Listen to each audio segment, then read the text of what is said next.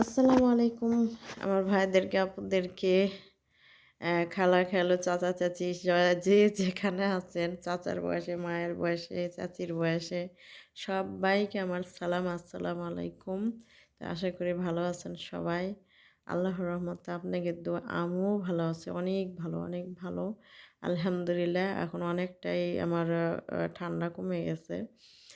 তা এখন শীতের দিন তো সবসময় ঠান্ডা পানি টানি নাড়াচাড়া লাগে, এগুলো করতে একটু ঠান্ডা লাগেই যায়। কিছুদিন ভালো থাকা কিছুদিন ঠান্ডায়, এই হচ্ছে আমাদের জীবন।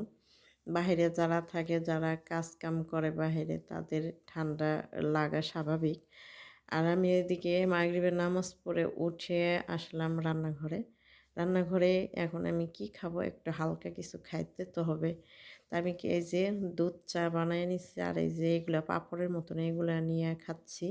তারপর দেখি কেউ আসবে কি না, এসে রান্না করবে না কি করবে, দেখা যাক।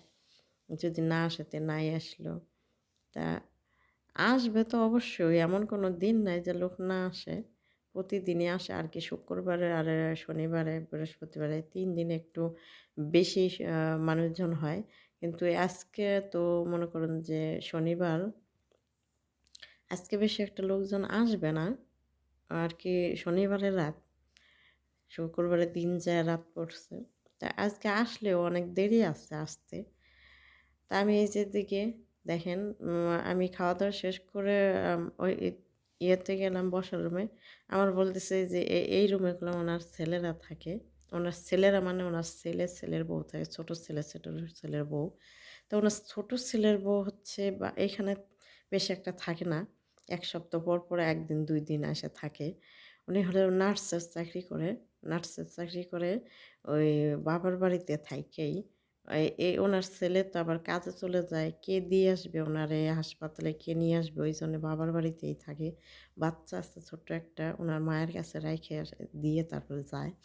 তো দেখেন এইখানে আমারে বলছে পরিষ্কার করতে। কি অবস্থা করে রাখছে! চার চতুর্মুখ ছিটায়-ছুটায় রাখছে, টেবিল-টুবিল সব। তা আমারে কখনো বলে না। তা আজকে বলছে যে, "এগুলো একটু আমার পরিষ্কার করে দে।" দেন কাপড়-চোপড় কতগুলো জড়ো করে রাখছে। আর এই যে এই পাশে হলো বাথরুম, এটা হচ্ছে বাথরুম। এই লোকজন না থাকলে যা হয়, ১ সপ্তাহ পর পর আসে তো, ওই জন্যে মনে করেন যে ধুলাবালি পড়ে থাকে, ই করে থাকে। ছেলে মানুষ আসে আবার কাজে চলে যায়। আমি এই যে এগুলো সবাই দিকে সরাইয়া সব কিছু পরিষ্কার করতেছি। আমার কখনো বলে না, তারপর বলছে। তা আমি চলে আসলাম, পরিষ্কার করা হয়ে গেছে। অনেক তাড়াহুড়ো করে পরিষ্কার করছি। ওনার ছেলে কোথায় যেন যাবে তালা দিয়ে থুয়ে। আর এই কাপড়গুলো আমারে দিচ্ছে আয়রন করার জন্যে। আমি আয়রন করে যে বলছে আমার বোনের রুমে রাখিস, আমি চলে যাচ্ছি।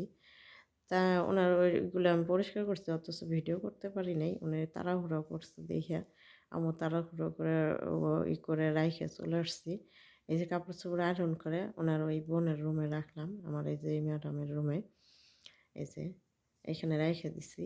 আর এইদিকে আমি ওইগুলো পরিষ্কার করার পরে আমি বাহিরটা ধুয়ে ফেলাইছি।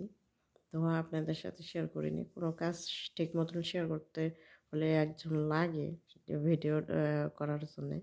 তো এই যে আমি ধোয়া শেষ করতে না করতে লোকজন চলে আসছে। এখন রাতের ১১টা বাজে। তা দেখি রান্নাঘরে ওনারা এখন আসছে তো অনেক রাত হয়ে গেছে। এখন আর মনে করেন যে কোনো রান্না বাড়া করবে না। বাহির থেকে খাবার কিনে নিয়ে আসছে।